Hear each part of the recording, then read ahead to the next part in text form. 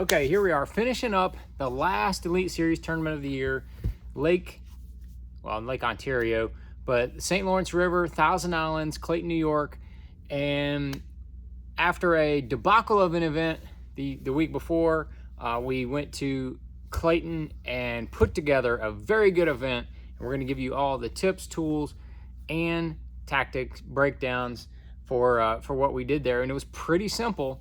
I was committed to smallmouth. I don't believe I caught a largemouth the whole week up there. We only had 2 days of practice. So I basically fished 75% of the time on the lake, 25% of practice was on the river. The river is a place that we've been out of a number of times. The lake is massive. There are a ton of areas that are really kind of untapped and unfished for me. And really, I was just trying to keep it simple. I was trying to just focus on smallmouth deeper because it looked like we were going to have some overcast conditions for at least the first 3 days of the tournament, and that is a little more conducive for the deeper stuff. So I stayed from 20 to 50 and just tried to find where those fish were hanging out, humps, points, wherever there was irregular lines on the topography. Even, a lot of times the point stuff was getting crushed. So I would look for places where the topo lines kind of came together and something was irregular there. There's going to be rocks there, and there was. So I kind of had a combination of different locations, but the bait selection was really simple. We have a little secret tip, like nugget coming at you on the baits, but on the first day of the tournament, I stayed in the river. We were going to have hard south winds out on the lake. Wasn't going to be we had some winds, maybe 10 to 15 on the river, really nothing to speak of. So I stayed in the river. I started on a place and caught 2 on a drop shot. I'll get to the drop shot in a minute. Caught 2 on a drop shot in 35 to 38 feet of water. One was close to 5, the other was 3.5. So I thought, okay, we got 2 decent ones. All I need to catch is 3 decent ones the rest of the day. I was able to do that with the chatterbait. I caught probably 4 or 5 the rest of the day on the chatterbait. Not catching a ton, but using a 1/2 ounce Z-Man chatterbait with a green pumpkin 4.5 inch missile bait spunk shad on the back. That was the combination right there.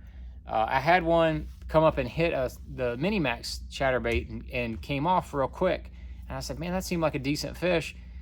Then I threw the spy bait in there, nothing. I circled down and came back and threw it. And then I was like, I'm going to pick up a little bigger vibration. So I picked up the regular chatterbait, and that fish trucked it. It looked to be about the same fish. I think it was. It was a little over 3.5. So I ended up staying with this chatterbait for the rest of that first day of the tournament, and that's really what I caught those fish on. 18-pound sunline shooter on the main line, Daiwa reel, the Zillion SVTW 7-1, and then I was throwing that on the Cashin CK series. That's the kayak series. The CK series, it's called the Chattergrass rod. I really like it. 7-foot 4-inch, fast action, but it's to me it's really moderate. It's a medium heavy. It says fast. I call it more of a moderate type action. Really good action for a chatterbait. If you guys have listened to what I've talked about on chatterbaits in the past, that is definitely my chatterbait rod for what I can find right now.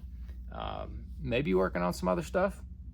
Maybe, just saying. Always working on stuff. But the rest of the tournament was all drop shot, and I loved catching them on a Carolina rig up there, and I could not get that going. I fished it some in practice, and it just didn't seem to be going on. So I didn't fish it a whole lot in the tournament. I did a little bit in the first day, and then when I went out to the lake on days 2 and 3. The first day I had a little over 20 pounds, and that was like 20.5, I think, something like that. But then days 2 and 3, I caught over 22. I actually caught almost 23 pounds days 2 and 3. Ended up 26th place in the tournament. It shows you how amazing that place is weight-wise. It's not easy, that's for sure. But the deal that I was using was a drop shot. And of course, the drop shot starts with the John Cruz drop shot rod from Cashin. Love this rod. 7 foot 4 inch. It's counterbalance. It's got the little spot to put your weight at the back.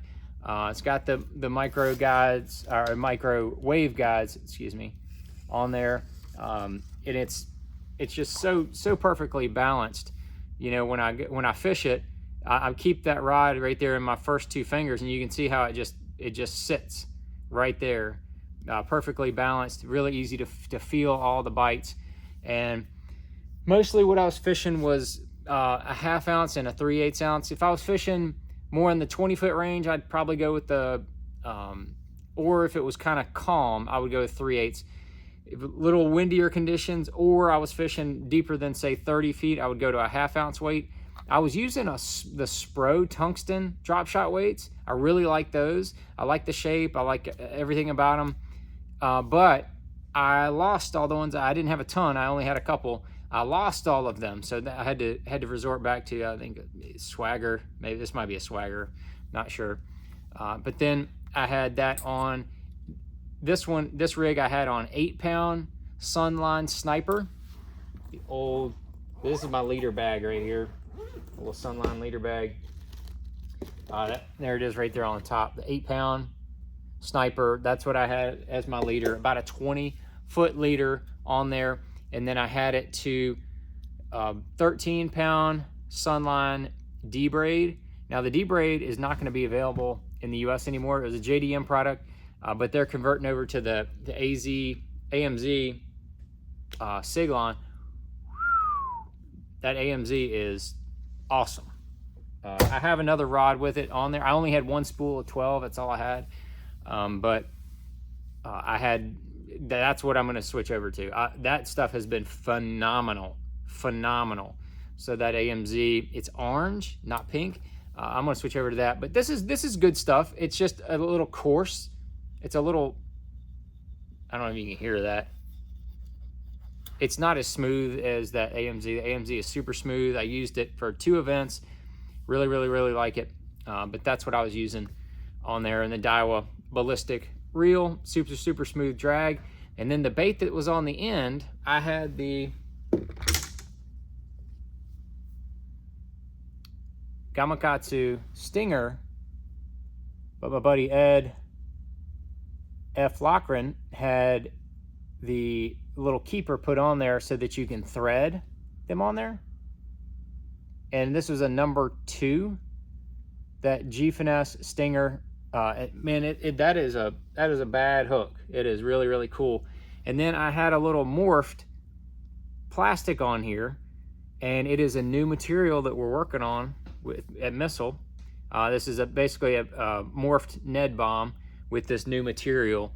Man, really makes a difference with smallmouth.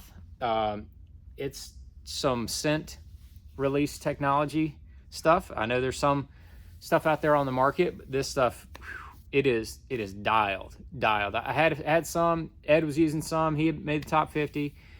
Schmidt was using some. He made the top 50. So more to come on that later. But that was I was using that, and then I caught a few decent ones. I caught a couple 4s on just the bomb shot. Basically the exact same setup, 3/8 ounce weight, 7-pound Sunline Sniper, and then the little Missile Baits bomb shot in Fishalicious.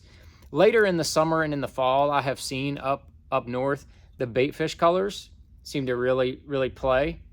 I think they feed a lot on bait fish when they're out there deeper. We all know that they just gorge themselves on gobies and perch, and the bait fish really start to cloud up and get going as it starts to get closer to the fall.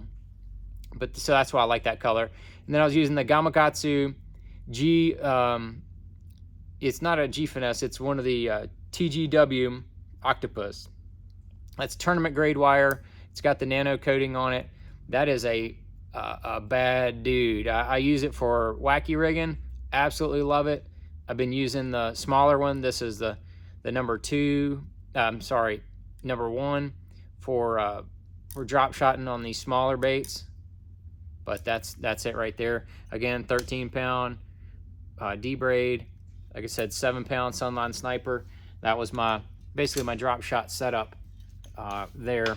And then of course the rest of my Sunline leaders right there. But that's it. We're done for the year. That bomb from Lake Champlain kind of sunk my season. It's 26th place, moved me up to I think 50th, 51st in the points. Me and Gerald Swindle are tied. What's up, G-Man? We tied in points for the Angler of the Year at the end of the year. And so that's where we ended up. Didn't make the Classic. Kind of a tough deal, but that's how I caught them there at Thousand Islands. I ran out to the lake both the second and third day. You know, looking back, maybe I should have gone out there if I had caught another 22 pounds the first day, I would be right there in the top 10. So that's how close the weights were. And it was funny because there'd be little gaps of like 8, 10, 12 ounces. And then there would be like 6 guys within 4 or 5 ounces. Then there would be another gap for 6 or 8, 10 ounces. Then 4 or 5 guys, 6 guys, all within 4 ounces of each other. So it was kind of interesting how that worked out. But back to the drawing board. Ordered a new bass cat. Gonna have to re-up on all my stuff here. Keep developing that new stuff, that new scent product that we have coming from Missile Baits. Don't know when. That'll probably be next summer sometime. That's what I'm hoping. Get my fingers crossed for that. But I appreciate everybody watching. I appreciate everybody's support. And if you have any questions, as always, drop them down there in the comments. Thank you guys for watching.